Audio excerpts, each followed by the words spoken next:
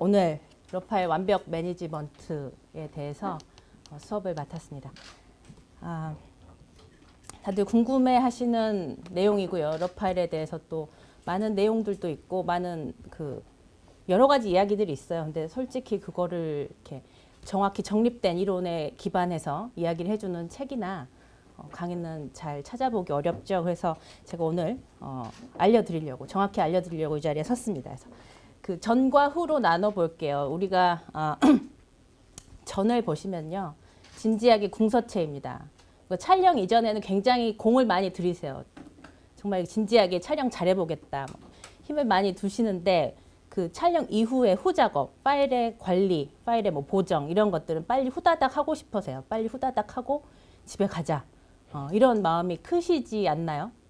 생각해보시면 웃으시는 분들은 아마 다 그런 작업 패턴을 갖고 있지 않나 생각하고요. 제 강의도 전에는 전반부와 후반부로 나눠져 있어요. 그래서 전반부는 러파일의 원리, 디지털 사진의 원리 이런 것도 쭉 알려드립니다. 그래서 기본적인 특성을 아시고 난 다음에 크게 이제 세 가지 러파일 컨버터를 비교를 해드려요. 여러분들 쓰시는 DPP나 포토샵에 있는 걸 보통 이제 ACR이라고 부르잖아요. 그래서 러파일 컨버터 ACR, 또 캡처원이라고 해서 유료 프로그램, 굉장히 고사양의 프로그램 크게 세 개를 비교를 해드릴게요. 그래서 여러분들 취사 선택하실 수 있도록 가이드라인을 제시하는 그런 수업으로 진행을 하겠습니다. 눈의 특성에 대해서 좀 알려드릴게요. 여러분들 모든 정보는 다 눈을 통해서 들어오게 되어 있죠. 그래서 시력이 좋다는 거는 즉 그만큼 얻을 수 있는 정보도 많다는 걸 의미를 해요. 그래서 우리가 보통 이제 시력을 측정하게 되면 1도 있죠. 1도. 1도에 흰색과 검은색의 직선이 얼마만큼 세밀하게 구분할 수 있는가, 그런 것들을 이제 측정하게 되죠. 그래서 1도라고 해서 검은색과 흰색의 픽셀 한 단위 사이클, 그거가 1도 안에 몇 개 세밀하게 구분할 수 있느냐를 측정하는 게 이제 시력인데요. 특히 그 시력, 인간이 3D 안경이나 어떤 도구 없이 입체감을 느낄 수 있고 현장감을 느낄 수 있는 가장 이미지 해상도를 측정을 해봤더니 1도에 40에서 50개의 흰색, 검은색 선을 구별할 수 있어야 되고 시야각이 80도에서 100도 정도 차지해야 된다고 합니다. 그래서 요거를 종합해서 계산을 해보면 가로 픽셀이 8000 픽셀이 넘을 때 인간은 아무런 도구 없이 이 입체감과 영상감을 느낄 수가 있어요. 그래서 최근에 5월에 그 캐논에서 5DS 기종이 나왔죠. 그래서 5천만 화소이고 가로 픽셀 이제 8천이 넘는 기종이 나왔는데 35mm DSLR 중에서는 가장 초고화소를 낼 수 있고 가격 대비 굉장히 좋은 성능을 낼 수 있는 카메라 시작점을 알리고 있었죠. 그래서 제가 이제 드리고 싶은 말은 인간의 눈의 특성이 이렇게 아주 초고해상도의 영역을 갖고 있다라는 것이죠. 그래서 그러면 카메라의 특성은 어떻게 될까? 또 비교를 해봐야겠죠. 인간의 눈은 이렇게 세밀하게 보는데 카메라의 특성은 어떻게 되는지 비교해 보겠습니다. 그래서 카메라와 인간의 눈을 이렇게 살펴보면요. 기본적으로 카메라는 기계이기 때문에 이런 직선의 센서 위에 빛이 닿게 되겠죠. 그 센서가 여기 닿았다고 생각하시고, 예전에 이제 필름이었고 지금 이제 센서인 거죠. 그리고 이 눈은 수정체를 통해서 이렇게 빛이 들어와서 안구 끝에 이제 닿게 되죠. 그래서 이렇게 곡선형으로 빛을 받아들이게 됩니다. 그래서 요거를 막대로 보여드리자면 위쪽에 막대가 이제 카메라가 빛을 받아들이는 방식이고요. 아래쪽에 막대가 인간의 눈이 빛을 받아들이는 방식입니다. 그 차이 보이시나요? 빨간 선을 기준으로 해서 어떤가요? 왼쪽 면에서 아래 막대가 더 어둡게 생겨 있죠. 그래서 인간의 눈이 어두운 곳에 더 민감하게 구조되어 있다라는 이야기를 드리고 싶은 거예요. 카메라는 쉽게 말해서 기계이기 때문에 빛이 이리 들어가면 이를 내뿜는 선형적인 반응을 해요. 그래서 책을 보면 리니어하다, 선형적이다 이렇게 표현하고, 인간의 눈은 곡선이잖아요. 그렇죠? 그래서 비선형적인 반응을 해요. 또 어두운 곳에 더 민감하게 구조되어 있죠. 그래서 여러분들 중학교 때 배우신 베버의 법칙에 의하면 요 빨간색 그래프만 보시면 되겠습니다. 밝기가 이렇게 밝아지는데요. 오른쪽으로 갈수록 밝아지는데 밝기가 1배, 2배 밝아졌다고 했을 때, 계속 밝아졌을 때 사람은 그만큼 몇 단계가 밝아졌는지 인식하기보다는 밝아질수록 그 센서하는, 지각하는 감도가 낮아진다는 거죠. 커피에 설탕 넣는 거, 그런 것들 있죠. 커피에 티스푼 하나 넣었을 때, 2개 넣었을 때 정확하게 구별할 수 없는 것처럼 밝기도 점점 밝아질수록 사람의 눈이 밝기가 좀 그 구분하는 단계가 좀 낮아진다는 거죠. 그래서 이 밝기, 사람의 눈은 어두운 곳에 더 민감하게 구조돼 있고 밝아질수록 그 감도가 좀 이제 인지 능력이 좀 떨어진다는 거죠. 반면에 여기 컬러 세츄레이션 보면 얘는 급격하게 올라가요. 그래서 컬러는 그 많이 틀어질수록 사람이 굉장히 거슬리게 느끼는 이유가 바로 이런 이제 뭐 여러 가지 물리학적 법칙에 의해서 밝혀지고 있죠. 그래서 베버의 법칙에 의하면 인간의 눈은 어두운 곳에 민감하게 더 반응한다라는 것이고, 이렇게 이제 인간의 눈과 카메라의 그런 선형적인 반응이 다르기 때문에 요 두 가지의 구조를 맞춰주기 위해서 카메라 회사에서는 이런 이제 이미지 프로세서를 내놓게 되죠. 그래서 이런 것들 이제 캐논에서는 디직6 정도라고 부르죠. 디직6이고 이것들이 이제 우리가 볼 수 있는 좋은 컬러 사진을 만드는 역할들을 합니다. 그래서 다이나믹 레인지 계속 말씀드렸는데, 이미지 센서가 빛을 받아서 표현할 수 있는 가장 밝은 화이트부터 블랙까지의 범위예요. 그래서 요거를 뭐 다이나믹 레인지가 좋다 나쁘다라고 표현할 수도 있는데 그건 틀린 표현이죠. 범위이기 때문에 좁거나 넓다라고 표현하셔야지 맞겠죠. 예. 그래서 다이나믹 레인지에 대해서 이제 설명을 좀 드릴 텐데요. 왼쪽이 우리가 이제 흔히 로파일 좋다고 해서 로파일로 찍었을 때 이런 형태가 나오죠. 예. 굉장히 플랫해요. 밋밋해요. 블랙도 없고 화이트도 잘 없는 이런 밋밋한 사진들이 나오기 마련이죠. 오른쪽 보시면 이제 JPG라고 쉽게 말 생각하시면 됩니다. 그래서 두 사진의 차이점을 보시면 히스토그램, 예, 왼쪽 끝이 블랙이고 오른쪽이 화이트이잖아요. 그래서 이 사진은 톤이 굉장히 중간에 몰려 있습니다. 그래서 히스토그램은 여러분들 그 오디오의 이퀄라이저처럼 그 음이 높으면 막 이렇게 막대 그래프가 이렇게 올라가죠. 그것처럼 이 포토샵이나 뭐 아니면 컨버터에서 보는 이 히스토그램도 마찬가지로 톤이 풍부하면 산 모양을 이루고 있을 거잖아요. 그래서 이렇게 러파일일 때는 굉장히 중간 톤에 몰려 있고 얘는 좀 더 표현할 수 있는 여지가 더 넓은 사진이라는 것을 알 수가 있고요. 이 JPG처럼 블랙도 있고 화이트도 있는 사진, 콘트라스트 비가 있는 사진들을 일반적으로 사람들이 더 좋아하는 사진이 되겠죠. 그래서 콘트라스트한 사진을 이렇게 설문조사 해보거나 아니면 뭐 선호도 조사를 해보면 훨씬 더 사람들이 선호합니다. 예.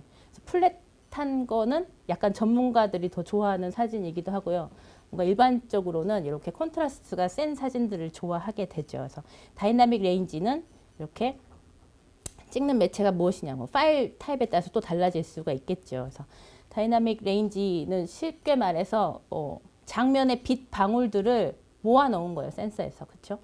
익스포즈 타임인데 셔터 스피드라고 보시면 되죠. 셔터가 열려 있는 동안에 들어온 빛 방울들의 모임이 다이나믹 레인지라고 보시면 됩니다. 그래서 이런 데 보면 이렇게 넘치잖아요. 빛방울이 넘쳐서 이렇게 똑똑똑 떨어지죠. 그래서 이 부분을 클리핑 되었다라고 하는 거예요. 빛이 넘쳐서 우리 히스토그램 보면 이렇게 좌우측 끝이 이렇게 뚝 잘린 것 같이 보이는 것들 현상을 이제 우리가 클리핑 되었다고 하는데, 이런 부분들이 이제 이 센서가 담을 수 있는 수용 능력이 넘었을 때 더 이상 담을 수 없고 넘쳐날 때 이제 이런 현상이 나타나게 되죠. 그래서 존 시스템에 대해서 이제 설명을 좀 드릴 건데, 아마 들어보신 적도 있을 테고 이런 사진들은 아마 많이 보셨잖아요. ansel adams의 사진인데요.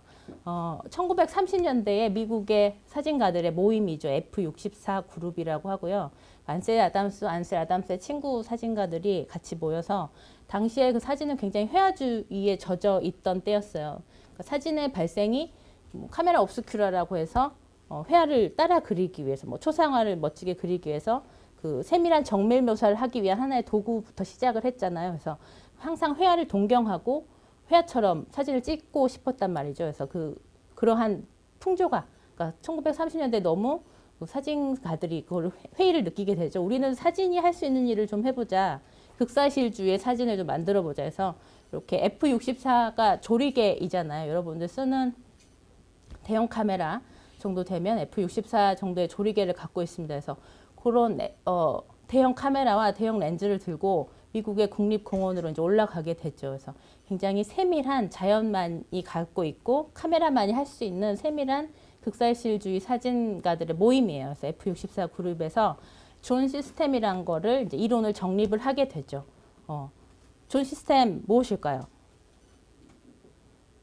말 그대로 밝기, 톤을 정립을 해놨습니다. 0부터 10까지의 단계로 나눠서 이런 단계에 네 사진에 어떤 톤이 존재하고 있다면 네 사진에 굉장히 톤이 풍부하고 좋은 사진이 될 것이다라는 이 흑백 사진의 이론인데요. 안셀 아담스가 한 얘기 중에 이 현재 사진 그 환경과 잘 어울리는 말이 있어서 제가 또 인용해봤습니다. 인용을 굉장히 좋아하는데 그 안셀 아담스가 이렇게 말했어요. 멋진 사진을 얻게 되리라는 기대 아래서 그냥 기관총 쏘듯이 사진만 막 찍어서 되면은 굉장히 심각한 결과가 날 것이다. 좋은 사진을 못 건질 것이다라는 거죠. 그래서 제대로 된 작품을 찍기 위해서는 테이킹이 아니라 메이킹 하라라고 말했어요. 그러니까 러파엘이 마치 그것과 같죠. 그러니까 굉장히 촬영에 공을 들이시고 후보정 작업에서 메이킹을 잘 하셔서 한 장의 좋은 사진을 만든다는 것이 바로 이 존 시스템에서 안셀 아담스가 했던 이야기와 가장 잘 매칭이 되는 것 같아서 인용을 해봤습니다. 그래서 이렇게 이제 존 시스템을 만들었는데 가장 쉽게 이제 설명을 드리자면, 그러니까 보통 이제 예전에 필름 시절 필름 베이스의 이론이기도 하지만 지금 현재에서 여러분들이 다 적용하셔서 실제 리터칭 하고 계세요. 그렇죠? 그래서 존 시스템의 이제 인화지에서 이제 설명을 드리자면 블랙에서부터 화이트까지의 단계를 총 11단계로 나눴습니다. 그래서 블랙을 보시면요. 완벽한 블랙, 필름 시절이기 때문에 필름 베이스 플러스 포구 농도에서 아무 디테일과 톤이 구별되지 않는 블랙부터 존 0이라고 이제 존 제로라고 지칭을 했죠. 그리고 존 1 보시면 이제 약간 톤은 있으나 텍스처가 없는 어둡기, 텍스처가 없는 블랙이고요. 존 2 보시면요. 약간의 텍스처가 나타나면서 이제 세부 묘사, 디테일이 나타나기 시작합니다. 존 2부터 우리가 요 인화돼서 볼 수 있는 그 사진의 가장 어두운 부분이라고 보시면 되고요. 그래서 존 3 한번 보실까요? 예. 적당한 텍스처와 디테일이 나타나기 시작하고 일반적으로 섀도우에 해당하는 밝기가 존 3입니다. 그다음에 존 4 보시면요. 예, 밝은 섀도우입니다. 그래서 그림자의 밝기도 여러 가지 밝기가 있잖아요. 그래서 요 존 4가 밝은 그림자 정도가 되겠고요. 존 5 보시면 우리가 이제 가장 많이 듣던 얘기죠. 18% 그레이이고 어두운 피부색이라고 하는데 동양인의 피부색이에요. 그래서 우리가 노출이 애매한 상황일 때 어디에다 노출 맞추라고 하죠? 손등 여기 볼 뺨, 그 이론이 여기서 나온 거죠. 그래서 여러분들이 다 실제로 사진을 찍으시면서 적용하고 있는 이론이고, 예, 여기 나오는 오늘 알시게 되죠. 이제 존 시스템이라 부른다.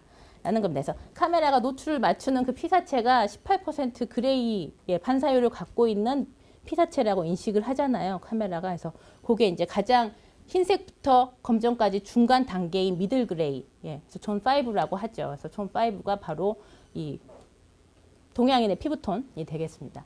존 6 보시면요. 일반적인 피부색이라고 했는데 백인의 피부색이에요. 이 안셀람스가 미국 사람이잖아요. 그래서 백인 기준에 맞춰서 일반적인 피부색이기 때문에 존 6, 그다음에 혹은 시멘트 벽 정도의 밝기 톤이 되겠습니다.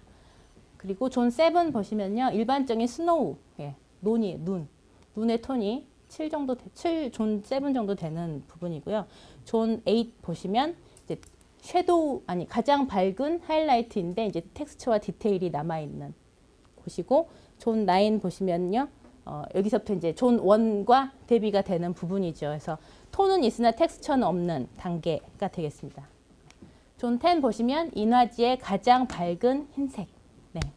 이렇게 해서 화이트부터 블랙까지의 톤을 11단계로 나누고 구분을 해줬어요. 그래서 흑백 풍경 사진을 만들 때 가이드라인을 제시를 하는 거죠. 그래서 물론 이제 필름 시절이었기 때문에 촬영할 때 노출을 어떻게 잡아서 현상을 어떻게 해서 최종 프린트까지 사진가가 전체적으로 톤을 예견하고 예측하고 만들 수 있어야 된다라는 이론이에요. 그래서 요게 이제 기존에 1930년대에 만든 이론인데 요게 이제 지금의 사진까지 여러분들이 다 사용하시고 있는 내용인 거죠. 그래서 이 F64 그룹은 사실 활동하는 건 한 15년이 채 되지 않거든요. 근데 이 사람들이 사진사에 미친 영향 이론은 굉장히 지금까지도 널리 쓰이고 있고, 쉽게 말해서 미국 가정집의 달력 사진이라고 보시면 돼요. 미국의 그 장엄한 풍경들을 꼭 이렇게 애국심에 불타서 이렇게 미국 사람들을 이렇게 벽에 걸어놓곤 하잖아요. 그래서 뭐 네이버 초기 화면 보면 이렇게 뭐 풍경 사진, 멋진 풍경 사진 하면 항상 안셀 아담스 사진 나오고 하는데, 그래서 이런 것들을 이제 다 사용하고 있는 내용인데, 이론적으로 따지자면 이제 존 시스템이라고 부른다라는 것을 알아두시면 되겠습니다. 그래서 현재 또 이제 디지털 존 시스템이라고 해서 이렇게 8비트 JPG 기준으로 해서 256이잖아요. 그래서 요거를 이분하게 11단계로 나눠 놓은 것이 디지털 존 시스템이 되겠습니다. 그래서 여러분들이 다 사용하고 있는 내용들이에요. 요거를 이렇게 찾아볼 수가 있겠죠. 그래서 디지털 존 시스템이라는 거는 뭐 이제 흑백을 이야기할 수도 있겠지만, 여러분들이 보통 리터칭 하실 때 어떻게 히스토그램을 만들어 가시죠? 블랙과 화이트를 클리핑 되지 않게 굉장히 풍부한 산 모양을 이루도록 후보정을 하시는 거잖아요. 그래서 이 왼쪽 끝이 블랙이고 오른쪽 끝이 이제 화이트입니다. 그 중간이 미들 그레이, 회색이 될 것이고, 그래서 요 히스토그램을 풍부하게 이제 만드는 것이 여러분들이 하시는 일이에요. 후보정 작업에서. 그래서 다이나믹 레인지라고 해서 이 장면의 밝기 범위와 내 카메라가 표현할 수 있는 이 밝기 범위가 일치했을 때 적정 노출이 나오는 거죠. 예. 적정 노출이 나오고 내가 표현하고자 하는 풀 레인지가 다 표현이 된다는 거죠. 근데 이런 장면이 있을 수가 있죠. 그래서 히스토그램만 보고도 이 사진에 어떤 사진이다 대충 예견을 하실 수가 있잖아요. 얘는 블랙이 없고 미들 그레이에 조금 톤이 몰려 있고 하이라이트에 전반적으로 톤이 다 몰려 있는데 또 클리핑 되어 있잖아요. 이렇게 더 표현해야 되는데 여기서 딱 끊긴 클리핑 된 상황입니다. 그래서 장면의 밝기 범위가 내 카메라가 표현할 수 있는 가장 밝은 화이트보다 더 있어요. 더 밝은 부분이 있는데도 불구하고 내 카메라가 더 이상 표현하지 못해서 요만큼의 범위를 다 흰색으로 인식하는 거죠. 그래서 이 상태가 되었을 때 이제 노출이 과다되었다라고 표현을 합니다. 예. 그렇죠? 그리고 장면의 밝기 가장 어두운 블랙이 이 다이나믹 레인지에 있어서 다크 그레이 정도 차지하고, 이 사진은 어두운 쪽으로 더 표현할 수 있는 사진이어서 이 히스토그램 상태만 보셔도 이 사진이 뭐 노출이 과다인지 뭐 하이키의 사진인지 콘트라스트가 어떤지 대충 판단을 하실 수가 있습니다. 그래서 반대로 노출 부족인 상태는 어때요? 방금의 그 노출 과다와 반대인 상태 콘트라스트를 보여주고 있죠. 그래서 섀도우 쪽에 데이터가 몰려 있고 섀도우 데이터 클리핑 되어 있고, 이 장면의 밝기 범위가 내 카메라가 표현할 수 있는 가장 어두운 블랙보다 더 넘어가고 있어요. 그래서 이 넘어가고 있는 모든 부분을 내 카메라는 블랙으로 표현할 수밖에 없는, 그러니까 일치하지 않았을 때, 이 밝기 범위들이 일치하지 않았을 때 노출 부족의 형태를 보여주고 있습니다. 그래서 제가 이제 여기서 질문을 하나 드리고 가겠습니다. 여러분들 이제 출사 많이 나가시죠? 촬영 많이 나가시면 야외에, 그러니까 날씨 좋을 때 봄이나 가을에 나가시면 풍경 찍으실 때 노출 과다가 많이 나오셨나요? 아니면 노출 부족이 더 많이 나오셨나요? 아니면 난 항상 노출 적정이다. 또 어떻게 노출을 실수할 수가 있느냐 뭐 이러실 수도 있지만, 그냥 카메라로 이렇게 일반적으로 사진 촬영하실 때 노출 과다가 더 많았다. 아니면 노출 부족이 더 많았다. 부족이 많으셨어요? 혹시 또 나는 노출 과다다. 손 한번 들어주시겠어요? 아, 나는 다 노출 적정이신가요? 네. 제가 원하는 답이 나올 때까지 넘어가지 않겠습니다. 노출 과다가 더 많았나요? 아니면 노출 부족이 더 많았나요? 한번 생각해 보세요. 아마 이런 크게 두 가지 경우가 있으실 거예요. 노출 과다가 많이 나오기 때문에 노출 부족으로 촬영하시는 경우, 아마 선생님 그렇게 하고 계신가요? 예, 해 뜬 날은 과다가 많으시고. 비중이 어떻게 되느냐에 따라서 하늘이 많아지면 당연히 과다가 많을 것이고. 네. 그러니까 부족으로 가요. 네. 예. 그리고 또 지면을 많이 보게 되면 이제 섀도우가 많으니까. 예. 과다로 가요. 예. 네. 그래서 원하는 답이 나온 것 같네요. 그래서 노출이, 그러니까 풍경, 일단 이제 밝은 부분이 빛이 풍부한 상황일 때 노출 과다가 좀 많이 나오는 편이죠. 왜 그럴까요? 드디어 이제 제가 오늘 알려드릴 말하는 내용 중에서 가장 중요한 페이지가 되겠는데요. 러 파일이 보통 이제 12비트, 14비트, 16비트 이렇게 비트 수가 높잖아요. 근데 이제 보통 이제 12비트 러 파일에서 다이나믹 레인지, 보통 이제 스탑으로 표현을 해요. 조리개 스탑. 그래서 6스탑의 밝기를 가진 다이나믹 레인지 장면이 있어요. 사진 장면. 그것의 디지털 이미징이 로 파일을 정보를 분배하는 방식을 보여주고 있어요. 6스탑의 다이나믹 레인지이고, 요거를 데이터 분배를 어떻게 하냐면요. 디지털 사진은요. 가장 밝은 하이라이트 한 스탑에 정보값의 절반을 할당을 합니다. 그러니까 12비트니까요.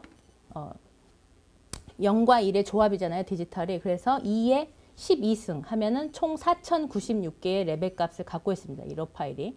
이 러 파일이 4096개의 표현할 수 있는 단계를 가지고 있어요. 그런데 가장 밝은 하이라이트 한 스탑에 그 갖고 있는 정보값의 절반을 할당하게 됩니다. 네. 충격적인 사실 아닌가요? 저만 충격적인가요? 그래서 가장 밝은 하이라이트 한 스탑에 정보값의 절반을 할당하고 그 다음 밝은 하이라이트 한 스탑의 절반에서 가장 어두운 섀도우에는 64개의 레벨밖에 할당하지 않아요.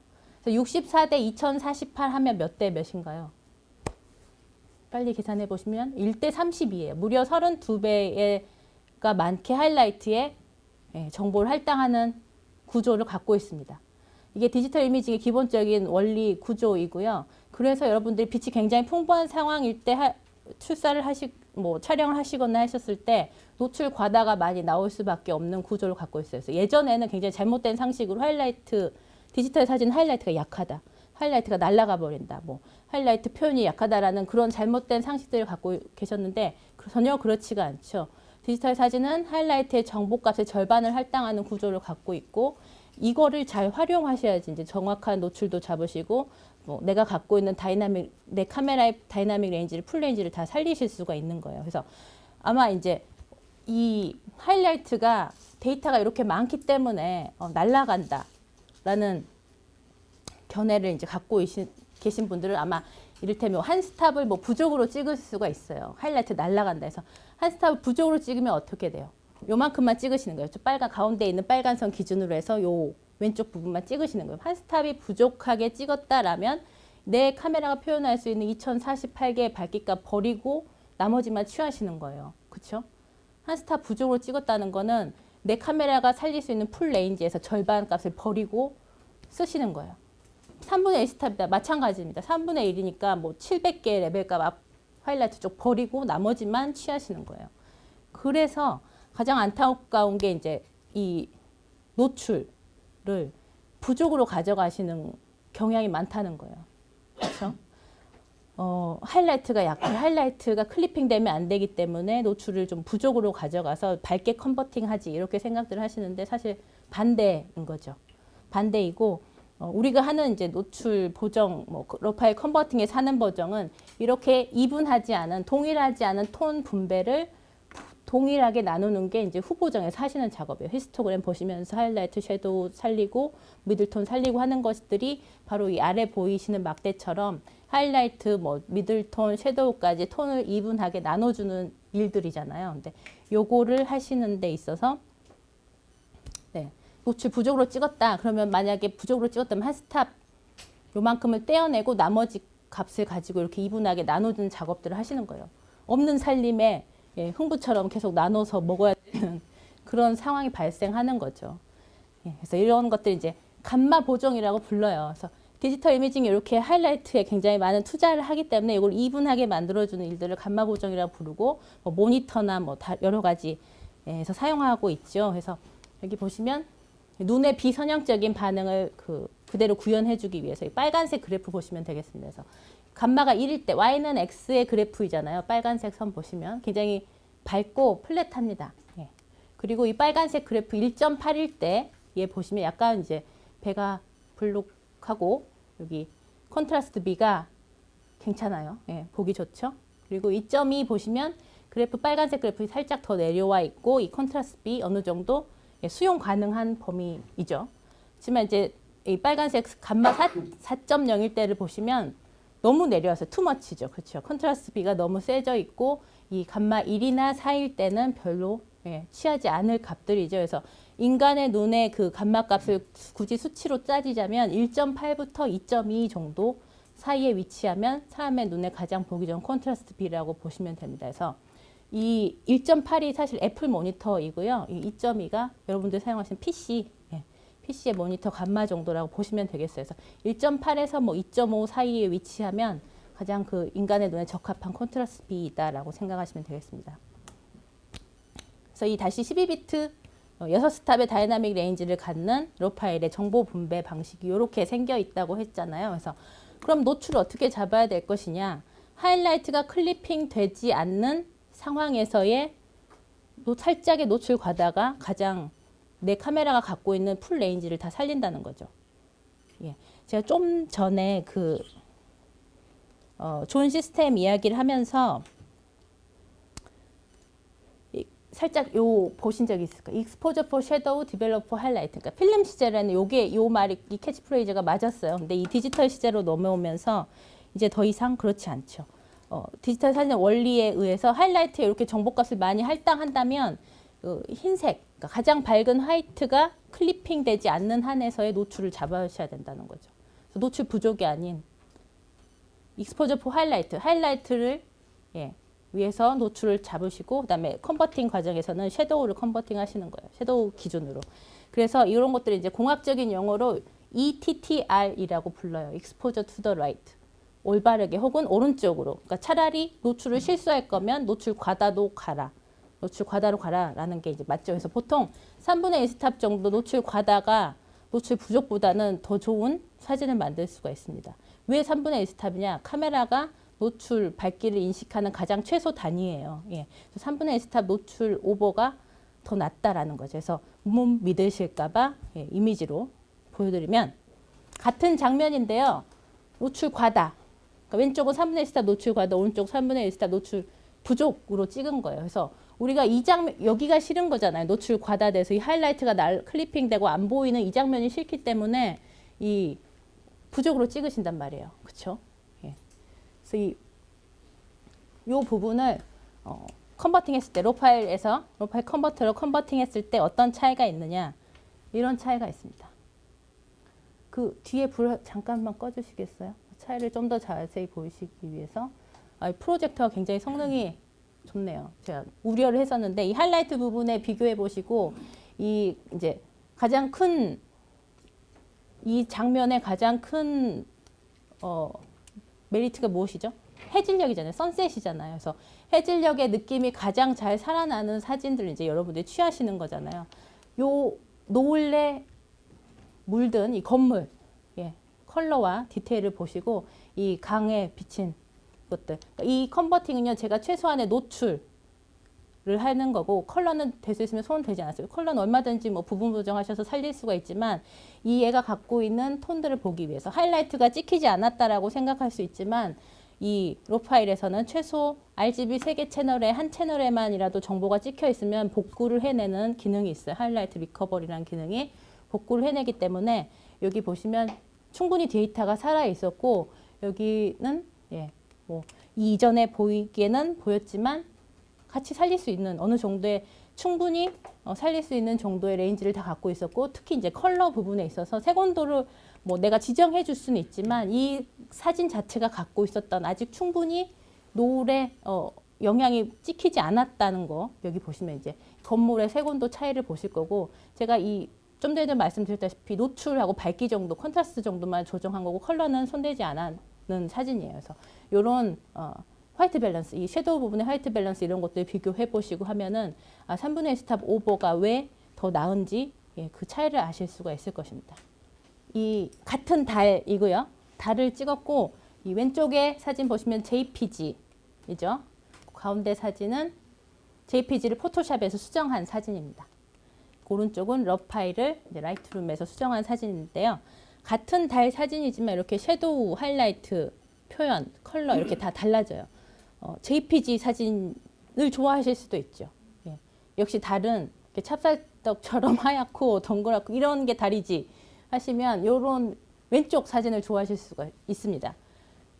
정답은 없죠 사진에서. 그래서 뭐 달 사진 있지만 여기 보시면 이제 아무래도 이렇게 디테일들이 좀 보이기는 하죠. 굉장히 프로젝터 성능이 좋나요 이게. 보통 일반 프로젝터에서 보면 그냥 흰색입니다. 흰색의 점인데 이렇게 디테일들이 좀 보이기 시작하죠. 그래서 이것들을 살리기 위해서 이제 포토샵에서 여러분들이 작업을 하셔서 이렇게 섀도우와 하이라이트를 이제 살리기 시작하죠. 그래서 하이라이트 보시면 있긴 있어요. 그렇죠?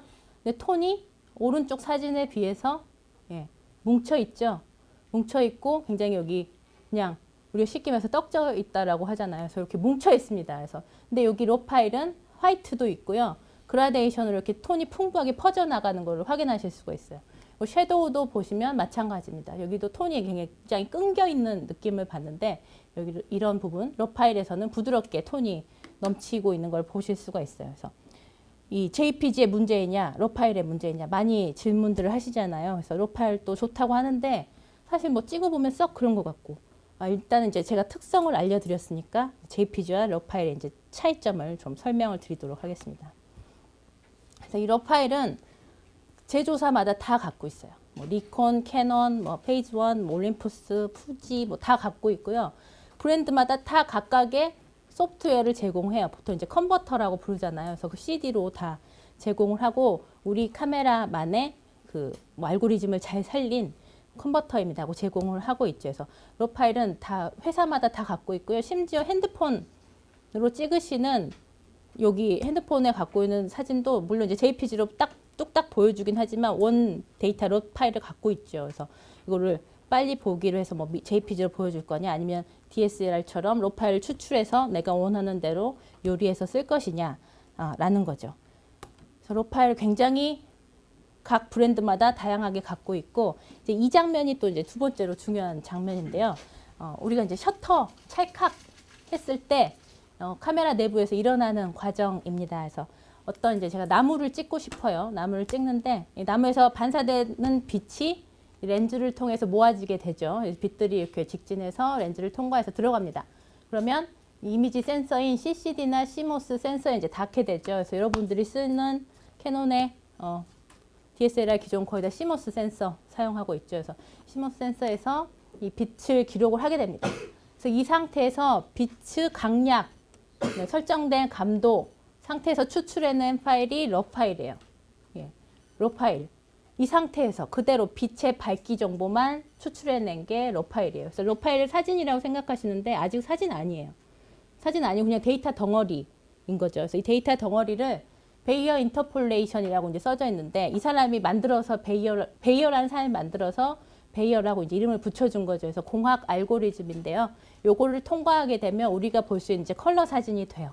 이제 컬러 사진이 되는데 뭐 보통 이제 화이트 밸런스나 컨트라스트, 세츄레이션, 샤프니스 이런 등등의 파라미터라고 부르거든요.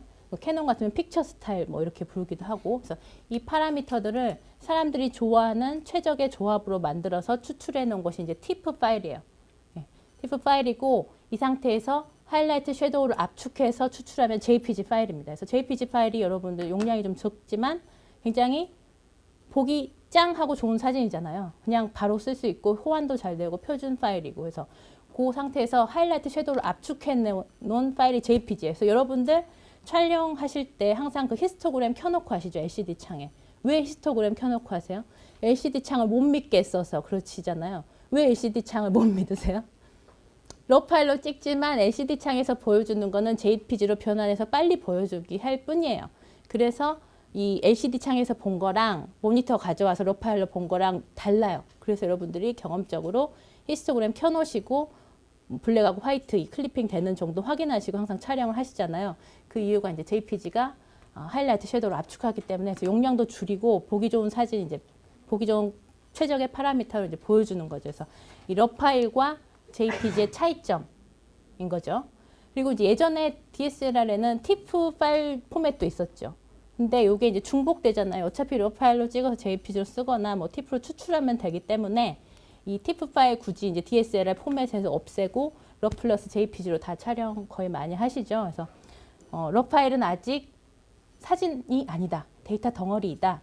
그리고 여기서 이제 로 파일 컨버터나 아니면 이제 컴퓨터를 거쳐서 우리가 볼 수 있는 이제 뭐 JPG나 아니면 TIFF나 뭐 이런 것들 추출해 나가는 것이 이 기본적인 셔터를 찰칵했을 때의 카메라 내부에서 일어나는 구조이죠. JPG냐 로 파일이냐 좀 정리를 해봤습니다. 그래서 왼쪽이 JPG고요, 오른쪽이 로 파일이에요. JPG는 말 그대로 그냥 조인트 오브 엑스퍼트 포토그래피 그룹이라고 해서 사진 전문가들의 모임. 그리고 요거를 이제 사진 표준 파일이라고 부르자 해서 JPEG이고요. 얘는 8비트의 레벨 값을 가져요. 그래서 2의 8승이니까 256 많이 들어보셨잖아요. 그래서 256개의 레벨 값만 갖고 있어요. 작죠? 근데 로 파일은 12, 14, 16비트를 가져요. 그럼 데이터 값이 훨씬 많겠죠. 2에 12승, 2에 14승, 2에 16승 이러니까요. 4096, 그 다음에 16000, 삐리리. 예. 훨씬 데이터가 더 많은 것이 이제 로 파일이라고 생각하시면 되고요. 그래서 이제 JPG 보시면 RGB 컬러 채널당 8비트니까 8324에서 24비트의 색 영역을 갖고 있다면 로 파일은 뭐 36, 48 몇인가요? 예. 훨씬 더 많은 색 공간을 보여줄 수가 있겠죠. 그리고 이 좀 전에 말씀드렸다시피 JPG는 하이라이트와 섀도우를 압축한다 라는 것이, 그래서 톤의 손상 가능성이 있다. 그렇죠? 하이라이트와 섀도우 손상 가능성이 있겠죠. 하지만 바로 사용하실 수가 있어요. 그냥 뭐 얼마든지 전송하시고 수정하거나 보낼 수가 있죠.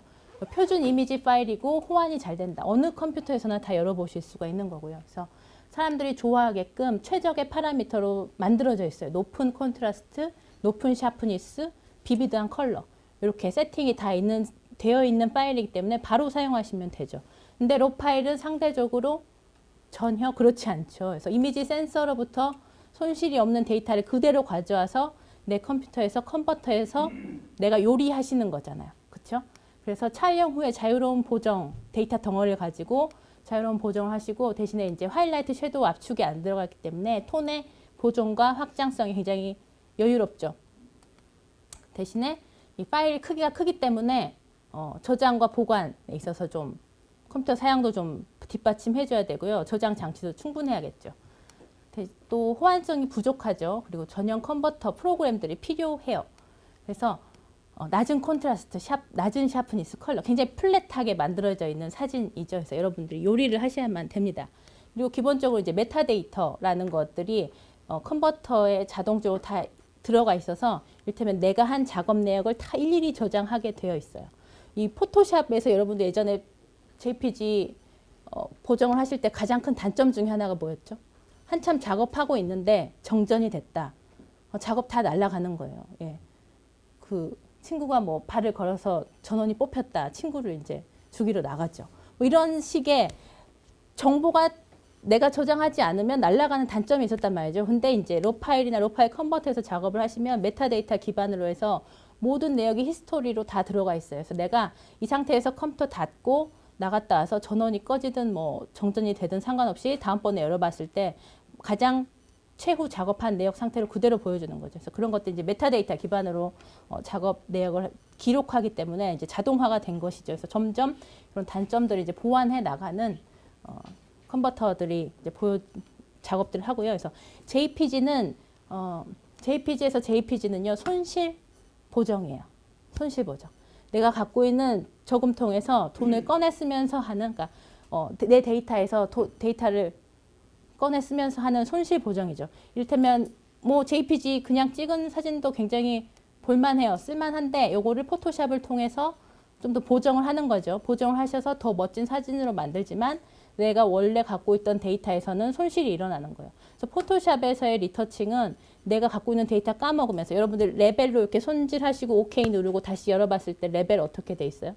막 2가 빠져 있잖아요. 그래서 데이터를 늘리고 뭐 이런 톤을 만들기 위해서 데이터 손실 방법 위주의 리터칭 시절이었던 거죠. 그때는 포토샵의 리터칭이라는 것이. 그래서 포토샵에서는 파일 오픈이라는 개념을 쓰잖아요. 파일을 불러와서 그 원본에 직접적으로 손상을 주면서 보정을 한 다음에 다른 이름으로 저장, 세이브 에즈 하시잖아요. 그래서 그렇게 해서 원본에 직접적으로 수정을 가하는 방식의 리터칭이 이제 예전에 포토샵을 쓰시던 시절의 리터칭이었죠. 근데 이 로 파일은 그렇지 않죠. 이 그레이 스케일, 그냥 데이터 덩어리를 가지고 컨버터를 통해서 내가 원하는 이미지로 만들어내요. 예. 그거는 이제 이 중간 과정이 이제 비파괴적인 편집 방법이라고 해서 뒷부분에서 좀 더 자세하게 다뤄드리겠습니다.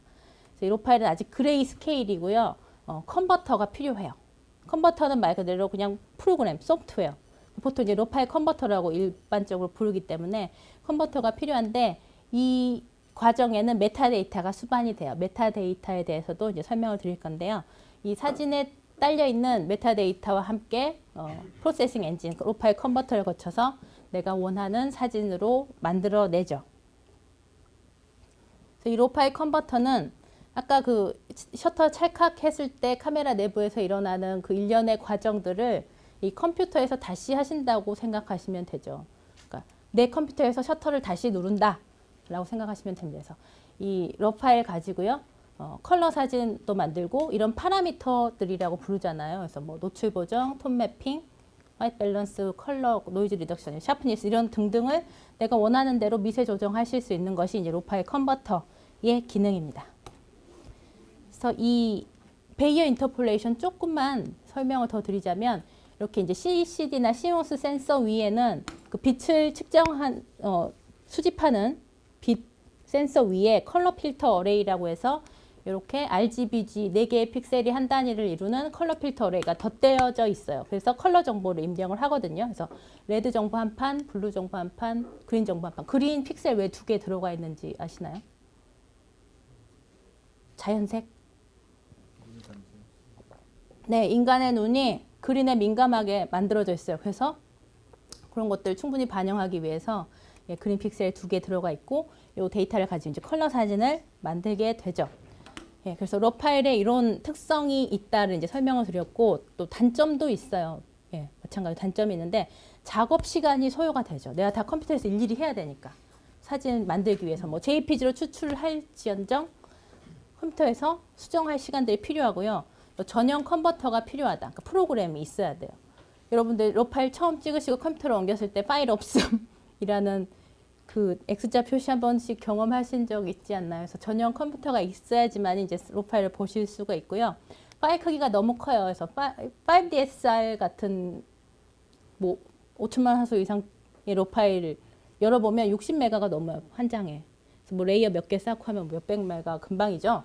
그래서 큰 파일 크기가 굉장히 크다. 또 낮은 호환성, 호환이 안 돼요. 뭐 캐논 카메라에서 캐논 뭐 DPP에서 뭐 니콘 카메라 로 파일 열어볼 수 없듯이 브랜드별로 이제 호환이 안 되죠. 호환이 안 되고 또 수명의 문제라는 게 있습니다. 수명은 말 그대로 이 로 파일 지금 여러분들이 현상해 놓지 않은 이 로 파일을 과연 10년 후에 열어볼 수 있겠느냐라는 것의 문제이죠. 컨버팅하지 않은 로 파일 자체를 더 이상 서포트해주는 컨버터가 없을 때 얘를 로 파일을 열어볼 수가 있겠느냐라는 문제죠. 또 그런 것도 있죠. 이를테면 이제 코닥이 1900년도에 이제 조지 이스트먼이 미국에서 회사를 만들고 일반인들에게 어땠나요? 브라우니 카메라라고 해서 25달러에 24장짜리 컬러 사진이 든 카메라를 팔았어요. 그러니까 그 당시 25달러면 우리 지금 돈을 한 100이 안 되는 그 정도라고 해요. 그래서 그 카메라를 팔아서 사람들이 이제 you press the button, we do the rest 해가지고 사진만 찍어서 코닥사에 그 카메라 보내면 코닥사에서 현상 인화해서 다시 집으로 택배로 보내주는 그런 시스템을 이미 100년 전에 구축했었고 사진 시장 점유율이 거의 90%가 넘는 회사가 코닥이었잖아요. 그래서 사진의 대중화도 이끌었고 1975년에 최초의 디지털 카메라도 만드는 게 바로 코닥사인데 지금 어떻게 됐나요?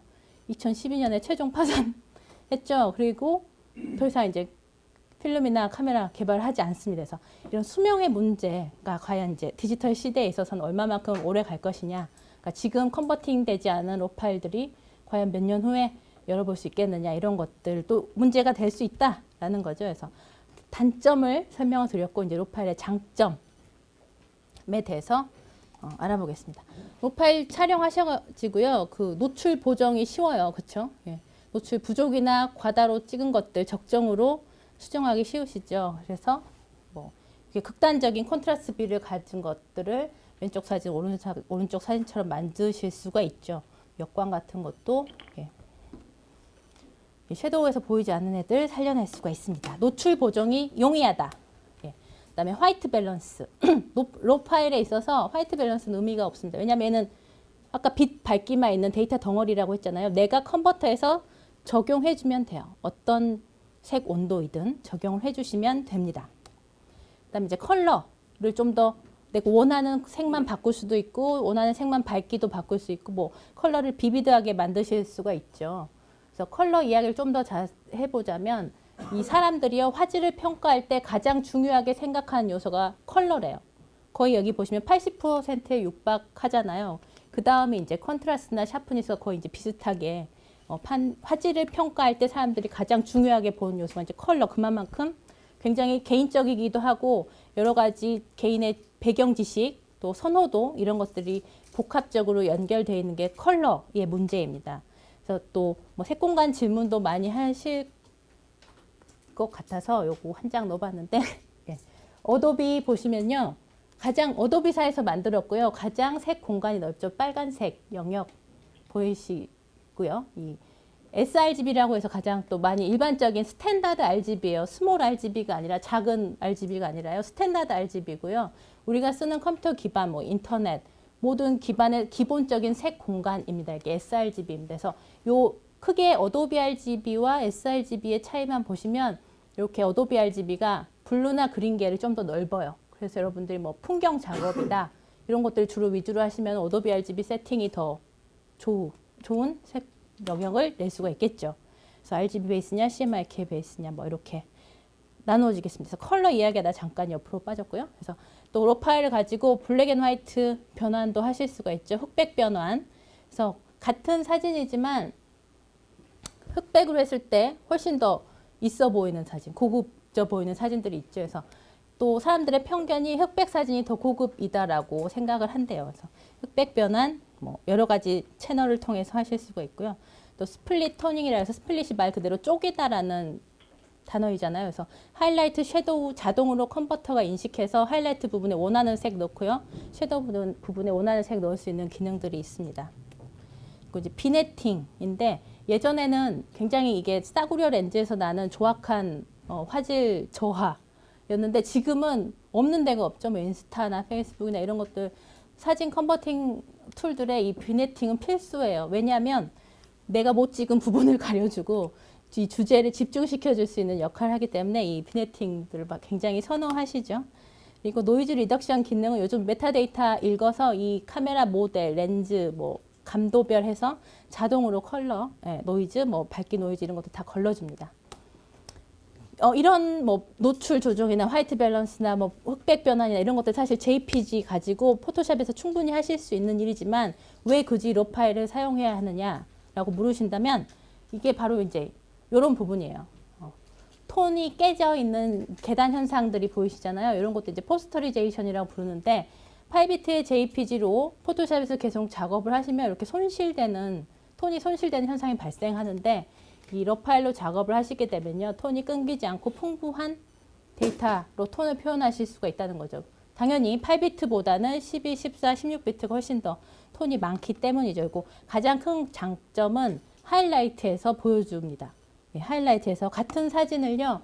JPG로 변환할 것이냐 로 파일로 변환할 것이냐 그래서 하이라이트를 비교해 보면 잠깐 불 꺼주시겠어요? 여기 JPG는 보시면 하이라이트 부분에 있어서 톤이 뭉쳐 있고요. 표현이 다 안 되고 이런 엣지 부분에 포스터리제이션, 노이즈 같은 것들을 끌 수가 있습니다. 여기. 그런데 로 파일은 이 빛의 영역이 부드럽게 넘어가고 있고요. 디테일과 이런 부드러운 그라데이션을 보실 수가 있죠. 그래서 디지털 사진이 이 하이라이트 한 스탑에 가장 많은 정보를 할당하는 만큼 이 로 파일에서는 이렇게 하이라이트에 있어서 디테일 살리기가 훨씬 더 좋다라는 이야기를 드리고 싶습니다. 그래서 로 파일을 정의를 해보자면요. 아직 현상되지 않은 필름이다. 여러분들 이제 현상을 하셔야 돼요. 로 파일 컨버터를 가지고. 그리고 로 파일은 밝기 정보 감도 데이터 덩어리이고요. 전용 프로그램에 필요하고 또 그만큼 처리 시간과 경제적인 문제 비용이 발생한다.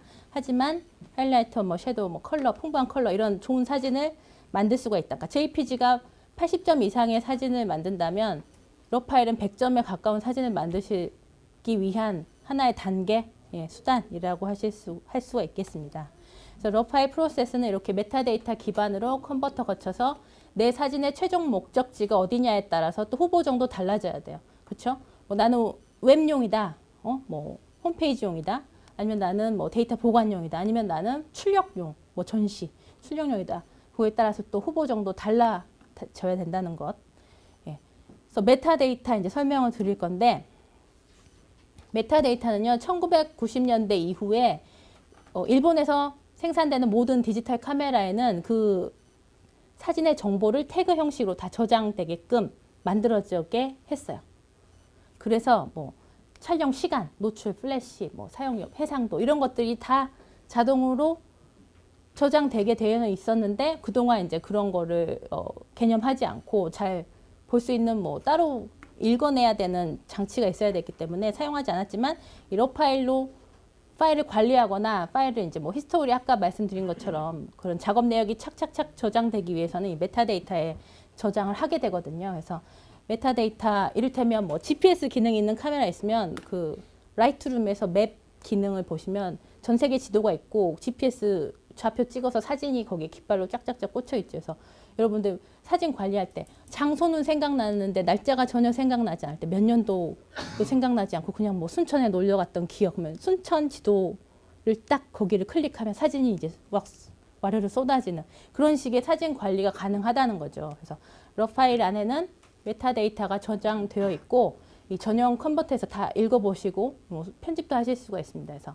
이런 것들이 이제 키워드나 검색어로 기본적으로 보실 수가 있고 이 러 파일 뭐 CR2 파일이 있고요. 뭐 001 CR2 파일이 있는데 001.xmp라는 파일이 이렇게 생긴 경험 해보신 적 있죠. 그래서 같은 폴더 안에 같은 파일명으로 .xmp 파일이 생기는데 이게 바로 이제 메모장에서 열어보면 이렇게 글자로 일일이 다 사진을 저장해놔요. 그래서 요거를 나 이런 거 안 만들었는데 하고 지우시면 작업 내역이 이제 날라갔던 거죠. 그래서 요게 이렇게 분리되어 있던 것들을 이제 러 파일 컨버터에서는 하나로 뭉쳐가지고 작업 내역들을 저장하게 합니다. 그래서 이런 것들이 이제 비파괴적인 편집 방법이라고 불러요. 그래서 이미지가 있고 그걸 이제 내가 컴퓨터에 옮겨오죠. C나 D에 옮겨오고 그 옮겨져 있는 장소에는 그대로 있고 그 사진들의 미리 보기만 취해 옵니다. 미리 보기만 불러와서 그것들을 이제 카탈로그라고 불러요. 이를테면 뭐 이케아 카탈로그, 뭐 오디오 카탈로그 이렇게 해서 사진의 미리 보기처럼 이렇게 넘겨보면서 그 원하는 사진을 선택하고 지울 사진 선택하고 뭐 이렇게 사진을 정리를 하죠. 그리고 나서 원하는 사진에 수정을 해요. 예. 미리 보기에 수정하시는 거예요. 그리고 그 파일을 TIFF냐 JPG냐 뭐 웹용이냐 이렇게 추출하는 게 이게 바로 이 모든 과정을 비파괴적인 편집 방법이라고 불러요. 그래서 아까 말씀드린 포토샵에서의 오픈 개념이 아니라 원본을 불러와서 원본에 수정을 하는 개념이 아니라 원본은 제자리에 있고 원본의 미리 보기를 불러와서 거기에 수정을 다 한 다음에 내가 원하는 파일 형태로 추출해내는 것. 임포트라는 개념을 써요. 예, 익스포트. 수출, 수입 뭐 이런 거잖아요. 그래서 이렇게 해서 그 리터칭의 개념이 완전히 바뀌었다는 거죠.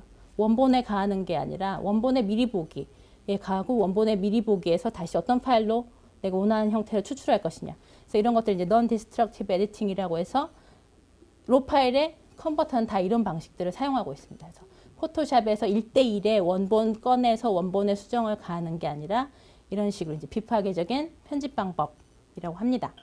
그러니까 과연 이제 디지털 시대에 있어서는 얼마만큼 오래 갈 것이냐. 그러니까 지금 컨버팅 되지 않은 로 파일들이 과연 몇 년 후에 열어볼 수 있겠느냐 이런 것들도 문제가 될 수 있다라는 거죠. 그래서 단점을 설명을 드렸고 이제 로 파일의 장점에 대해서 알아보겠습니다. 로 파일 촬영하셔가지고요. 그 노출 보정이 쉬워요. 그렇죠? 예. 노출 부족이나 과다로 찍은 것들 적정으로 수정하기 쉬우시죠. 그래서 뭐 이렇게 극단적인 콘트라스트 비를 가진 것들을 왼쪽 사진, 오른쪽 사진처럼 만드실 수가 있죠. 역광 같은 것도 예. 섀도우에서 보이지 않는 애들 살려낼 수가 있습니다. 노출 보정이 용이하다. 예. 그다음에 화이트 밸런스. 로 파일에 있어서 화이트 밸런스는 의미가 없습니다. 왜냐하면 얘는 아까 빛 밝기만 있는 데이터 덩어리라고 했잖아요. 내가 컨버터에서 적용해주면 돼요. 어떤 색 온도이든 적용을 해주시면 됩니다. 그다음에 이제 컬러를 좀 더 내가 원하는 색만 바꿀 수도 있고 원하는 색만 밝기도 바꿀 수 있고 뭐 컬러를 비비드하게 만드실 수가 있죠. 그래서 컬러 이야기를 좀 더 해보자면 이 사람들이요 화질을 평가할 때 가장 중요하게 생각하는 요소가 컬러래요. 거의 여기 보시면 80%에 육박하잖아요. 그 다음에 이제 컨트라스트나 샤프니스가 거의 이제 비슷하게 화질을 평가할 때 사람들이 가장 중요하게 보는 요소가 이제 컬러. 그만큼 굉장히 개인적이기도 하고 여러 가지 개인의 배경 지식 또 선호도 이런 것들이 복합적으로 연결되어 있는 게 컬러의 문제입니다. 그래서 또 뭐 색공간 질문도 많이 하실 것 같아서 요거 한 장 넣어봤는데 예. 어도비 보시면요 가장 어도비사에서 만들었고요. 가장 색 공간이 넓죠. 빨간색 영역 보이시고요. 이 sRGB라고 해서 가장 또 많이 일반적인 스탠다드 RGB예요. 스몰 RGB가 아니라 작은 RGB가 아니라요. 스탠다드 RGB고요. 우리가 쓰는 컴퓨터 기반, 뭐 인터넷 모든 기반의 기본적인 색 공간입니다. 이게 sRGB입니다. 그래서 요 크게 어도비 RGB와 sRGB의 차이만 보시면 이렇게 어도비 RGB가 블루나 그린계를 좀 더 넓어요. 그래서 여러분들이 뭐 풍경 작업이다 이런 것들 주로 위주로 하시면 어도비 RGB 세팅이 더 좋은 색 영역을 낼 수가 있겠죠. 그래서 RGB 베이스냐 CMYK 베이스냐 뭐 이렇게 나누어지겠습니다. 그래서 컬러 이야기하다 잠깐 옆으로 빠졌고요. 그래서 또 로 파일을 가지고 블랙 앤 화이트 변환도 하실 수가 있죠. 흑백 변환. 그래서 같은 사진이지만 흑백으로 했을 때 훨씬 더 있어 보이는 사진, 고급져 보이는 사진들이 있죠. 그래서 또 사람들의 편견이 흑백 사진이 더 고급이다라고 생각을 한대요. 그래서 흑백 변환 뭐 여러 가지 채널을 통해서 하실 수가 있고요. 또 스플릿 토닝이라 해서 스플릿이 말 그대로 쪼개다라는 단어이잖아요. 그래서 하이라이트, 섀도우 자동으로 컨버터가 인식해서 하이라이트 부분에 원하는 색 넣고요. 섀도우 부분에 원하는 색 넣을 수 있는 기능들이 있습니다. 그리고 이제 비네팅인데 예전에는 굉장히 이게 싸구려 렌즈에서 나는 조악한 화질 저하였는데 지금은 없는 데가 없죠. 뭐 인스타나 페이스북이나 이런 것들 사진 컨버팅 툴들의 이 비네팅은 필수예요. 왜냐하면 내가 못 찍은 부분을 가려주고 이 주제를 집중시켜 줄 수 있는 역할을 하기 때문에 이 비네팅들을 굉장히 선호하시죠. 그리고 노이즈 리덕션 기능은 요즘 메타데이터 읽어서 이 카메라 모델, 렌즈, 뭐 감도별 해서 자동으로 컬러, 노이즈, 뭐 밝기 노이즈 이런 것도 다 걸러줍니다.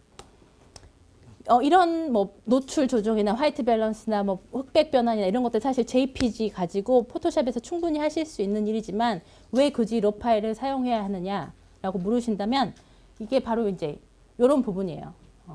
톤이 깨져 있는 계단 현상들이 보이시잖아요. 이런 것도 이제 포스터리제이션이라고 부르는데 8비트의 JPG로 포토샵에서 계속 작업을 하시면 이렇게 톤이 손실되는 현상이 발생하는데 이 로 파일로 작업을 하시게 되면요. 톤이 끊기지 않고 풍부한 데이터로 톤을 표현하실 수가 있다는 거죠. 당연히 8비트보다는 12, 14, 16비트가 훨씬 더 톤이 많기 때문이죠. 그리고 가장 큰 장점은 하이라이트에서 보여줍니다. 하이라이트에서 같은 사진을요. JPG로 변환할 것이냐 로 파일로 변환할 것이냐 그래서 하이라이트를 비교해 보면 잠깐 불 꺼주시겠어요? 여기 JPG는 보시면 하이라이트 부분에 있어서 톤이 뭉쳐 있고요. 표현이 다 안 되고 이런 엣지 부분에 포스터리제이션, 노이즈 같은 것들을 끌 수가 있습니다. 여기. 그런데 로 파일은 이 빛의 영역이 부드럽게 넘어가고 있고요. 디테일과 이런 부드러운 그라데이션을 보실 수가 있죠. 그래서 디지털 사진이 이 하이라이트 한 스탑에 가장 많은 정보를 할당하는 만큼 이 로 파일에서는 이렇게 하이라이트에 있어서 디테일 살리기가 훨씬 더 좋다라는 이야기를 드리고 싶습니다. 그래서 로 파일을 정의를 해보자면요. 아직 현상되지 않은 필름이다. 여러분들 이제 현상을 하셔야 돼요. 로 파일 컨버터를 가지고. 그리고 로 파일은 밝기 정보 감도 데이터 덩어리이고요. 전용 프로그램이 필요하고 또 그만큼 처리 시간과 경제적인 문제 비용이 발생한다. 하지만 하이라이터, 뭐 섀도우, 뭐 컬러, 풍부한 컬러 이런 좋은 사진을 만들 수가 있다. 그러니까 JPG가 80점 이상의 사진을 만든다면 로 파일은 100점에 가까운 사진을 만드시기 위한 하나의 단계, 수단이라고 할 수가 있겠습니다. 그래서 로 파일 프로세스는 이렇게 메타데이터 기반으로 컨버터 거쳐서 내 사진의 최종 목적지가 어디냐에 따라서 또 후보 정도 달라져야 돼요. 그렇죠? 뭐 나는 웹용이다. 뭐 홈페이지용이다. 아니면 나는 뭐 데이터 보관용이다. 아니면 나는 출력용, 뭐 전시, 출력용이다. 그거에 따라서 또 후보 정도 달라져야 된다는 것. 그래서 메타데이터 이제 설명을 드릴 건데 하겠습니다. 크게 이 3대 산맥이라고 할까요? 그래서 디지털 포토 프로페셔널, 그러니까 캐논에서 제공하는 DPP 있을 것이고 그 유료 프로그램인 캡처원이라는 프로그램이 있어요. 디자이너들이 좋아하는 프로그램이고 이 포토샵은 가장 그 그래픽계의 왕자, 포토샵. 그게 세 가지 프로그램을 이제 제가 비교를 해 드릴 텐데 불을 좀 꺼주시겠어요? 이게 그냥 디폴트 상태에서 러 파일을 열었을 때의 장면입니다. 그리고 요거를 세 가지 프로그램에서 아무 수정하지 않고 그냥 오픈만 한 상태예요. 파일만 불러들인 상태인데 각각의 프로그램들이 프리셋을 갖고 있더라고요. 히스토그램 보시면 같은 사진인데 이렇게 차이가 나게끔 프리셋이 설정되어 있어서 보여줍니다. 왼쪽이 캐논의 DPP이고요. 그 다음에 어도비 캡처1 되겠습니다. 히스토그램만 보시더라도 프리셋이 설정되어 있고 각각의 특성이 보여요. 좀 더 자세하게 보기 위해서 하이라이트 부분 확대해 봤습니다. 그래서 하이라이트 부분 보시면요. 육안으로 크게 차이를 느끼시나요? 저는 잘 모르겠어요. 네. 그래서 거의 이 디폴트 상태에서 열어주는 프리셋 기능 사용하실 때 세 가지 프로그램 거의 비슷한 수준의 하이라이트 표현력을 보여주고 있고요. 섀도우 부분 가보겠습니다. 섀도우 부분 보니까 약간 차이가 나기 시작하더라고요. 그렇죠? 그래서 DPP, 어도비 캡처1 보시면 이런 푸시, 여기 수풀 부분 비교해 보시면 그 컬러나 디테일들이 약간씩 차이 나는 거 보이실 수가 있습니다. 그리고 이쪽 암벽 보시면 컬러 차이도 좀 나는 것이 보이시고요. 그래서 이게 캡처1이 약간 그 웜톤 쪽으로 프리셋을 갖고 있고 이 어도비 쪽은 약간 굉장히 그 뉴트럴한 그 그레이 느낌이 나는 컬러들을 주로 이제 보여주잖아요. 그래서 딱 그 회사만의 색감들이 딱 보이기 시작하더라고요. 그래서 DPP, 어도비 캡처1 비교를 했습니다. 그래서 이 러 파일 컨버터는요, 기본적으로 연동 촬영 되게 다 지원을 해줘요. DPP고, 라이트룸이고, 또 캡처1도 마찬가지입니다. 그리고 메타데이터 기반으로 해서 파일 관리하기 굉장히 편리하게 해주고요. 그 다음에 로 파일에 최적화된 보정, 당연하겠죠. 이렇게 하이라이트와 섀도우, 렌즈 이런 것들. 그리고 많은 사진 일괄 처리 가능합니다. 그리고 이제 카탈로그라고 말씀드렸잖아요. 그래서 이런 식의 비파괴적인 편집 방법을 사용하고요. 또 프린트 할 때 이제 프로파일, ICC 프로파일 다 적용하셔서 프린터 하실 수가 있습니다. 그래서 DPP의 장점, 그러니까 크게 이제 세 가지 프로그램이 있어서 장점을 먼저 설명해 드리고, 이 각 그 노출, 섀도우 하이라이트별 비교를 해 드리도록 하겠습니다. 그래서 이 DPP는요, 인터페이스가 이렇게 생겨 있습니다. 이렇게 생겨 있고, 오른쪽에 기본적인 탭으로 수정을 하게 돼 있죠. 그래서 장점을 꼽아보자면, 신속하게 굉장히 그 EOS 유틸리티 연동해가지고 촬영하시고, 보정해서 일괄 처리해서 JPG 쫙 뽑아내실 수 있는 신속한 리얼타임 적용 가능하고요. 또 캐논의 그 강점인 픽처 스타일 활용하실 수가 있죠. 가장 좋은 그 장점을 꼽을 수 있는 게 이제 디지털 렌즈 옵티마이저라는 기능이에요. 그래서 회절, 왜곡, 색수차 보정 이런 것들, 캐논의 장비의 단점들을 보완할 수 있는 이 가장 좋은 강점이라고 제가 이제 써보고 가장 좋은 관점이라고 이제 빨간색 부분을 가져왔습니다. 그래서 캐논의 최적화된 파라미터, 이거 또 오토라이팅 옵티마이저라고 해서 주변 조도 자동으로 이제 히스토그램에서 계산해가지고 좋은 사진을 만들어주기도 하죠. 그래서 디지털 렌즈 옵티마이저 기능이 이제 DPP에서는 가장 강점이에요. 그래서 렌즈를 여러분들 이제 보통 사용하시다 보면 이 RGB 채널, 그러니까 이 빛이 들어와서 한 점에 맺히지 않았을 때 생기는 수차 현상들 있잖아요. 종류별로 8가지로 나누는데 이런 이제 부분들 확대해 보면 이렇게 수차가 생긴 사진이에요. 가운데 사진이. 수차가 생기고 이거를 디지털 렌즈 옵티마이저 해서 살려내면 이렇게까지 살려내실 수 있다는 거죠.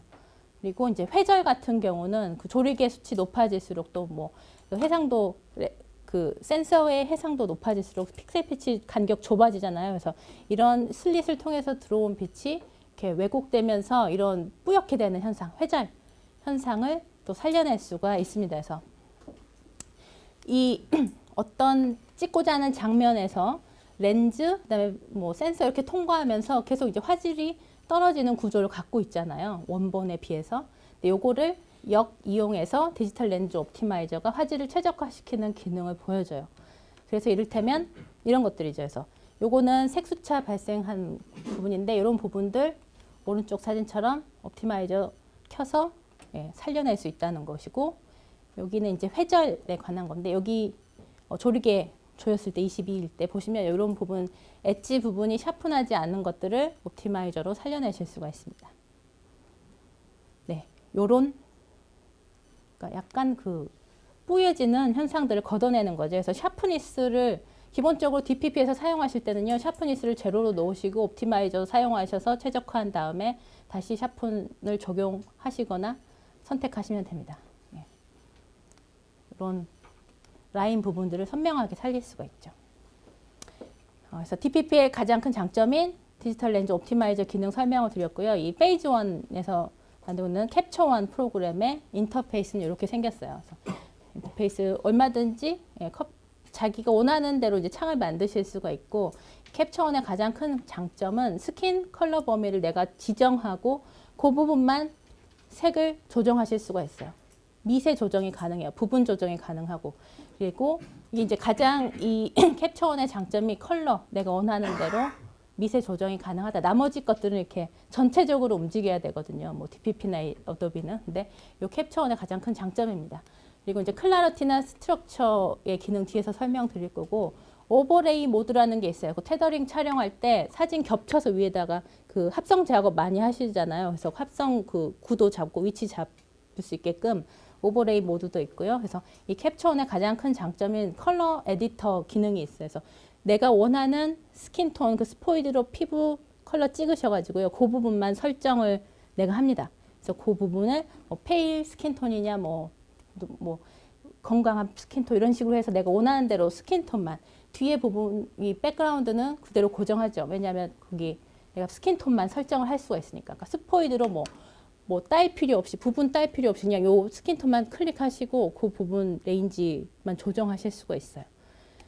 이것도 이제 클래리티라는 기능이 있는데, 요거가 이제 샤프니스랑 많이 헷갈리실 수가 있고 컨트라스트랑 헷갈리실 수가 있는데, 어도비하고 캡처 1에만 있는 기능이긴 해요. 그래서 이 클래리티는 엣지 부분의 컨트라스트를 조정합니다. 그래서 보통 미들톤 엣지 부분 컨트라스트예요. 그래서 얘를 마이너스 100으로 가져가시면 이 볼 같은 부분 있죠. 피부톤은 뽀샤시하게 표현되고, 이 엣지 부분, 뭐 눈이나 콧날, 입술 선 같은 경우는 이 스트럭스 좀 조정하셔가지고 선명하게 만드는, 그래서 피부톤 보정에 굉장히 좋은 툴입니다. 그래서 클래리티 잘 활용하시면 인물 사진에 좋은 결과를 얻으실 수가 있겠죠.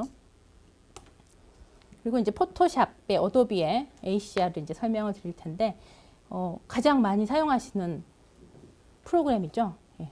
그래서 인터페이스가 이렇게 생겼고, 이 ACR의 장점을 설명을 드리자면 다양한 로 파일 다 받아들이죠. 그래서 어도비의 강점이잖아요. 모든 로 파일들을 다 받아들이고 굉장히 플랫하게 만들어 놓은 상태에서 사용자가 원하는 상태로 바꿀 수 있게끔 하죠. 그리고 디헤이즈라는 기능이 이제 최근에 가장 큰 좋은 기능으로 이제 발현됐었죠. 그래서 뭐 하이 다이내믹 레인지나 파노라마 기능, 뭐 캡처 1에도 다 있습니다만, 디헤이즈라는 기능이 있고요. 또 라이트룸이라는 프로그램이 있죠. 그래서 라이트룸 여러분도 아마 사용하시는 분도 있으실 테고 하실 텐데, 라이트룸이 어도비에서 나온 모든 그 시스터 브라더들을 다 모아놓은 프로그램이잖아요. 그래서 뭐 이 라이브러리는 어도비 브릿지이고, 디벨롭은 포토샵이고요. 프린트는 프린트하는 거고, 아까 맵이 그 GPS 있는 데이터 가지고 이렇게 파일 정렬할 수 있는 맵이고요. 북은 인디자인, 어도비 인디자인이고요. 슬라이드 쇼는 어도비 애프터 이펙트 아니면 프리미어에 동영상 만들 수 있는, 사진 가지고 동영상 만드는 기능이고요. 웹은 그 드림위버입니다. 그래서 그 모든 어도비의 프로그램들을 하나로 뭉쳐놓은 것이 이제 라이트룸이고요. 라이트룸에서 이제 연동 촬영까지 다 하게 하는, 포토샵이 이제 가장 강력한 기능 중에 하나이죠. 그래서 최근 발표한 이 디헤이즈 기능이 말 그대로 이렇게 안개 끼고 뿌연 사진들을 이렇게 선명하게 만들어주는 기능인데, 이게 효과를 제대로 보시기 위해서는 약간 웜톤으로 색온도를 맞추시고 아니면 마젠타 좀 집어넣은 상태에서 디헤이즈 기능 사용하시면 왼쪽의 사진을 오른쪽처럼 이렇게 좀 선명하고 맑은 사진으로 만드실 수가 있습니다. 네. 그래서 각 프로그램별 장점을 이제 살펴봤고요. 이 각 프로그램별 이제 노출 비교, 노출 테스트를 좀 해봤습니다. 그래서 보시면 맨 이쪽이 이제 캡처 1, 중간이 어도비, 마지막이 DPP인데요. 단계가, 그러니까 DPP가 플러스 마이너스 3 정도 되고, 이 어도비는 플러스 마이너스 5, 그다음에 캡처 1은 플러스 마이너스 4단계. 그러니까 한 스탑씩이라고 보시면 되고요. 중간 단계 여러 개 있겠지만 각각 그 플러스 마이너스 1, 2, 3, 4, 5단계로 나눠서 비교를 해봤습니다. 가운데 있는 사진이 이제 원본 디폴트 상태이고요. 빨간색 박스가. 그래서 요거를 마이너스 한 스탑 비교를 해봤어요. 그래서 캡처원, 어도비, DPP 비교해 보시면 밝기 차이만 있지 그다지 뭐 컬러의 차이 좀 보이시나요? 왼쪽. 그러니까 굉장히 어도비가 좀 뉴트럴해요, 그렇죠? 그리고 캡처원이나 DPP는 좀 컬러에 약간 손을 좀 보는 스타일이죠. 그래서 이 상태에서 플러스 한 스탑을 비교를 해보면 이런 문 쪽에 있는 섀도우 부분은 어느 정도 다 충분히 보여져 있는 상태이고 하늘 부분 뭐 하이라이트 비교해 보시면 약간의 컬러 정도가 바뀌는 거 보이실 수가 있는데 밝기가 바뀔수록 사진의 이제 컬러도 바뀌니까요. 그래서 이런 차이를 보실 수가 있고요. 하이라이트 크게 비교해 보자면요. 이 세 가지 프로그램에서 캡처원이 약간 그 단위가 달라요. 그래서 얘는 원본에서부터 복구해 나가죠. 하이라이트 복구해 나가 100가지 복구해 나가는 이런 구조를 갖는다면 어도비나 DPP는 이 빨간색 0 있는 디폴트에서부터 플러스 마이너스 100이나 플러스 마이너스 5단계 정도로 이렇게 나눠서 하이라이트를 복구를 해내는데요. 이 부분 이제 풀 스탑 레인지 제가 이쪽에 있는 100하고 100 그다음에 플러스 5 세 개의 풀 스탑 하이라이트를 비교해 보면 세 개 프로그램의 차이를 확실하게 보이실 수가 있죠. 캡처원은 하이라이트를 점점 떨어뜨려요. 어둡게 해서 만드는 복구 과정을 거친다면 이 어도비는 이 원본에서 어둡게도 하고 밝게도 해서 이런 꽃잎의 가장자리 부분들 비교해 보시면 어떤 차이가 있는지 약간 DPP가 좀 컨트라스티하죠. 컨트라스트를 좀 더 주는 상태에서 이쪽 부분이 좀 약간 클리핑 된 듯한 느낌도 주긴 하는데 이런 식의 하이라이트 복구의 차이를 보이고 섀도우 부분 반대로 확인해 보시면 캡처원 마찬가지로 원본에서부터 밝게 가는 구조를 따르고 있고요. 이 어도비나 DPP 보시면 플러스 마이너스 5단계씩 이렇게 차이를 볼 수가 있습니다. 그래서 풀 스탑 레인지 비교를 해보면요. 캡처원은 이제 가장 그 플러스 100까지에서 밝힌 상태예요. 그래서 이 온갖 잡 노이즈들이 다 보이시죠? 그래서 굉장히 띄우는 사진을 굉장히 베이스를 띄워가지고 노이즈와 밝기, 온갖 그런 잡티들을 다 보여주는 구조를 갖는다면 이 어도비는요. DPP에 비해서 이런 요 부분 섀도우 부분 비교해 보시면 여기도 약간의 그 뻥튀기 그러니까 디테일들이 좀 올라오고 노이즈가 보이는 상태이고 이런 하이라이트 부분이나 요 생선의 배 같은 부분 보시면은 DPP가 조금 더 섀도우 복구력이 좀 더 괜찮은 것을 확인하실 수가 있습니다. 이제 컨트라스트도 비교해 볼게요. 컨트라스트 보시면 디폴트 상태에서 플러스 마이너스 5스탑씩 하고 4스탑 DPP가 약간 레인지가 좁긴 한데 원본 기준으로 마이너스 4스텝 컨트라스트 낮췄을 때 캡처원, 어도비, DPP입니다. 그래서 보시면 저는 약간 여기 DPP가 여기서 이제 하이라이트 약간 번된 느낌 받으실 수가 있고요. 이 ACR이 여기 보시면은 포토샵에서 여기 라인이 좀 보여요. 보이죠? 캡처원에 비해서 좀 보이고 있는 상태 보이시고요. 특히 플러스 스텝으로 가면 확연하게 그 차이가 보이더라고요. 그래서 캡처원은 컬러까지 굉장히 변형시키는 구조를 갖는다면 이 어도비나 DPP는 비슷하게 컨트라스트를 좀 올리는 역할을 하더라고요. 그래서 이 화이트 밸런스 또 비교를 해보겠습니다. 그래서 크게 공통적으로 있는 7단계의 화이트 밸런스를 보여드리고요. 그다음에 이제 오토 요즘 DSLR 35mm DSLR의 오토 화이트 밸런스 세팅은요 거의 99% 이상의 정확도를 보입니다. 그래서 거의 뭐 오토 세팅 보시면은 크게 차이 느끼실 수 있나요? 약간 어도비가 약간 웜톤 보이시나요? 그 정도 그러니까 수용 가능한 정도의 보여주고 있고요. 또 플래시 세팅일 때 보시면 약간 DPP가 좀 더 웜톤으로 보여주고 있네요. 그래서 이런 차이가 있고 사실 이거 컬러의 문제이기 때문에 컬러는 정량화가 어렵잖아요. 그래서 여러분들의 선택의 문제이라고 볼 수 있겠습니다. 그래서 이제 샤프니스 비교를 해보겠는데 샤프니스는 사실 그 레인지가 굉장히 달라요. 그 각 프로그램마다. 그래서 요렇게 있다라고 보여드리는 건데 캡처원 보시면요. 그냥 그 포토샵에서 쓰는 그냥 그 뭐죠? 샤프니스예요. 어마운트, 레디우스, 스트레이숄더 이렇게 세 단계로 나눠져 있는가 하면 이 어도비에서는 거기 한 단계 더 추가돼서 마스킹, 그 전체적인 이 샤프니스의 정도를 조정하는 마스킹이 추가돼 있고 DPP 보시면 이제 샤프니스가 가장 발달되어 있어요. 보시면 원샷 마스크라고 해서 세 가지 단계로 나눠서 또 하실 수 있고 그냥 샤픈이라고 해가지고 그냥 강도 또 조절할 수 있는 게 하나 더 옵션이 더 있습니다. 그래서 샤프니스 조정할 수 있는 옵션은 DPP가 가장 많이 갖고 있습니다. 이제 노이즈 리덕션 단계 보시면요.